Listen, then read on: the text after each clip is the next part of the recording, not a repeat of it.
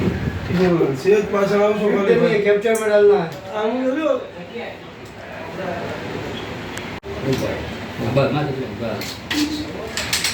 TV 2 number પૂરું કોર્પોરેટરે વિરોધ કરી પત્ર લખ્યો હતો અને આજે એના બોલ બદલાયા સમગ્ર મામલે આપનું શું? એટલે જે રીતે જે ચાલી રહ્યું છે, જે દિવસે સ્ટેન્ડિંગ ની સંકલન સમિતિ જે ભાજપની છે કે જે સ્ટેન્ડિંગની મિટિંગ પહેલા સંકલન કરે છે, હરેક પાર્ટી આવા સંકલનો કરતી જ હોય જે શાસનમાં હોય ત્યારે. પણ સંકલનનો મતલબ શું કે સંકલનની અંદર પાર્ટી લેવલે પણ એ ચર્ચા થાય કે લોકોના હિતમાં આપણે કાર્ય કરી રહ્યા છીએ, લોકોનું હિતને આમાં ક્યાંય નુકસાન નથી થતું, કોર્પોરેશનની અંદર આર્થિક નુકસાન નથી થતું, કારણ કે લોકોના ટેક્સના પૈસા આપણે વાપરીએ છીએ ત્યારે એનું ધ્યાન દેવાનું હોય. પણ ક્યાંક ને ક્યાંક રાજકોટ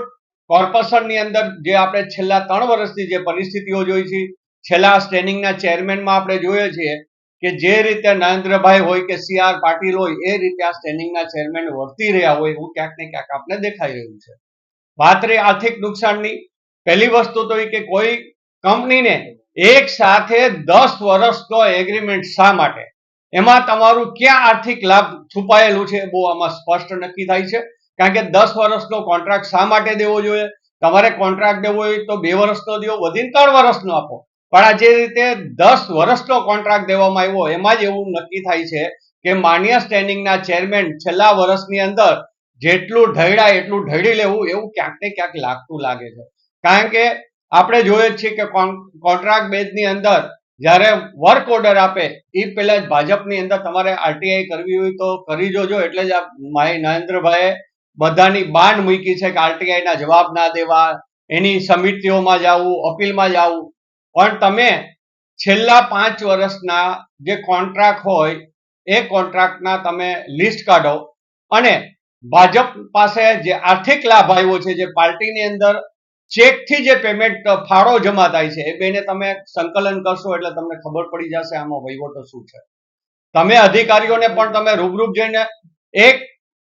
પ્રેસ કે પબ્લિકના માણસને એક કોન્ટ્રાક્ટર તરીકે તમે પૂછવા જાઓ તો પણ તમને ખબર પડી જશે. અને આમાં બહુ સ્પષ્ટ જ થાય છે કે એક સાથે 10 વર્ષનો વહીવટ આપો એનો મતલબ એ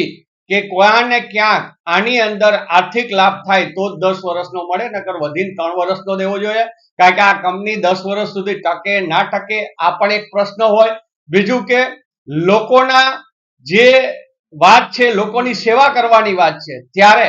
આ 10 વર્ષ સુધી આ કંપની ટકી શકે, લોકોનો એના સામે વિરોધ આવે કે લોકો એની સામે દેકારો થાય તો આ કંપનીને તમે જ્યારે એકવાર એગ્રીમેન્ટ 10 વર્ષનો કરી લીધો હોય પછી એને કેમ પાછો વારવો, આ બધા સંજોગો ઊભા થાય. 2% વાળી સિસ્ટમો ચાલી હોય, આ બધું હોય. પણ હું એવું માનું છું કે અત્યારે ક્યાંક ને ક્યાંક સ્ટેન્ડિંગના ચેરમેન છે એ આ રાજકોટના હિત માટે નહીં પણ ક્યાંક ને ક્યાંક પોતાના હિતમાં નિર્ણયો લેતા હોય તેવું મને લાગે છે. આ લેટર બહુ વિશેષ હતું કારણ કે શાસક પક્ષના જ કોર્પોરેટરે અને